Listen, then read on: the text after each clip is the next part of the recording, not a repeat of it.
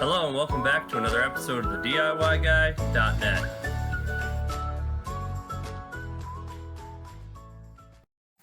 Alright, today we're going to be showing you how to change the oil in this Subaru Outback here.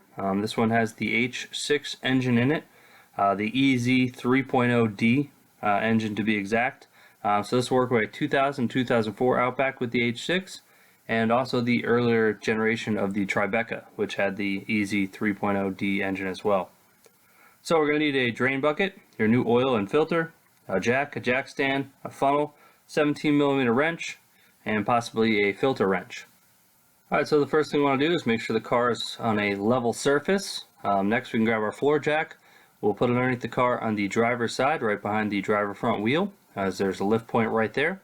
We'll go ahead and set the parking brake, grab some wheel chucks. We can throw them under the rear wheels just to ensure it doesn't roll as we jack it up. We're going to go ahead and jack it up on this side because the drain plug is on the passenger side. So when we jack it up, we'll kind of tip the car towards the passenger side, ensuring we can get the most oil out of the oil pan.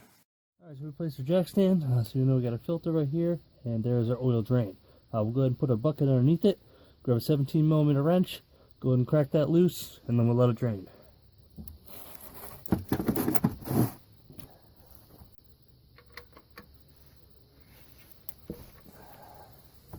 You may want to use some rubber gloves so you don't get oil on your hands.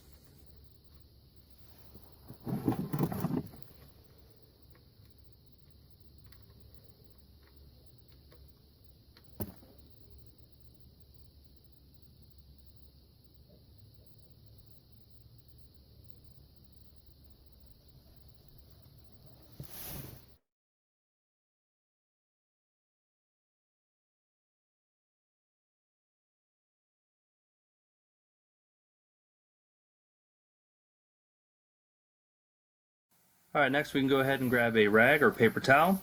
We're going to go ahead and wipe around where the drain hole is to ensure it's nice and clean. That way when we reinstall the drain plug, it can make a good seal. When reinstalling your drain plug, you also want to check or inspect your crush washer to make sure it is there and is in decent shape. When we have the drain plug in and hand tight, we can go ahead and grab that 17mm wrench and snug it up. You don't need to over tighten it, you just want it snug enough that it's not going to vibrate loose or leak. Next we can go ahead and slide our drain pan underneath our oil filter and get ready to remove that. So with our drain pan or drain bucket under the oil filter, we can go ahead and grab our oil filter wrench, go ahead and put it on the correct way, and go ahead and loosen the oil filter. So as you can see, this one was over tightened, as when I used the filter wrench I ended up crushing the oil filter a bit.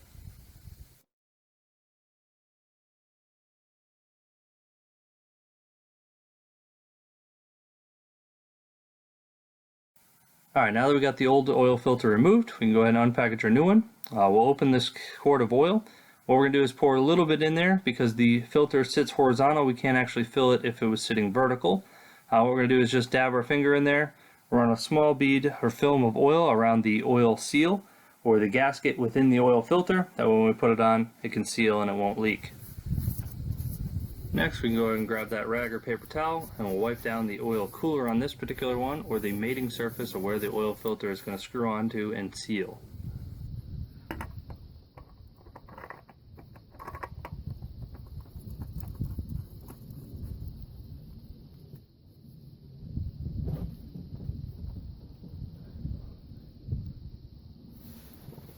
Alright, so now that we have the drain plug reinstalled and the new oil filter installed, we can go ahead and remove the jack stand and let the car down.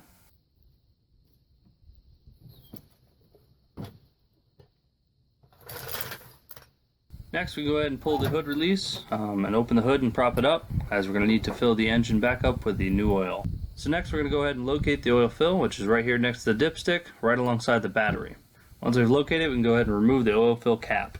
With the fill cap removed, we can go ahead and place a small funnel within the filler tube. Alright, so now that we have the funnel in place, we can go ahead and grab our 5 quarts of our oil and go ahead and pour that in.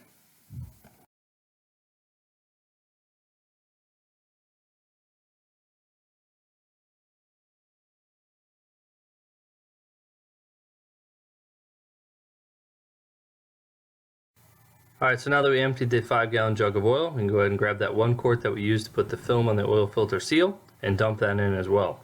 So we should have 6 total quarts of oil in this engine.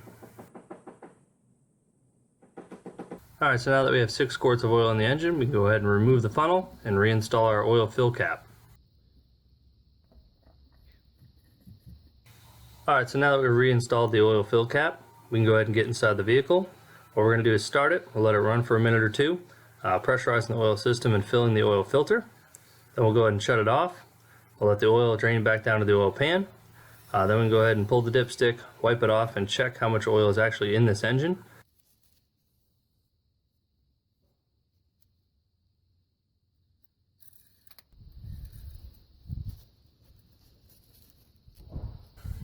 So as you can see, this one on the stick is a little bit low.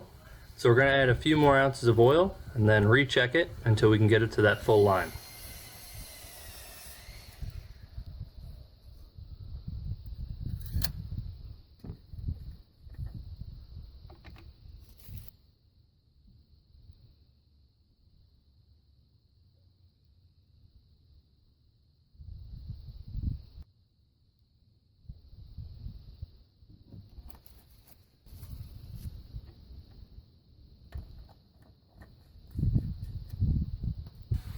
So we gave it a minute for the oil to drain down into the oil pan. We'll go ahead and recheck it and see if we are actually at the full mark.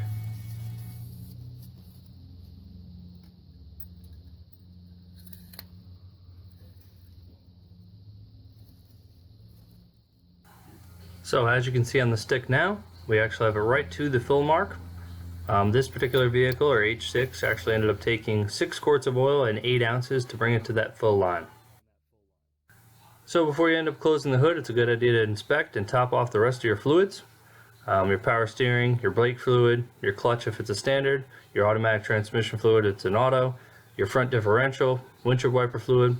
Check all your fluids before you end up closing the hood and make sure they're all at the proper level.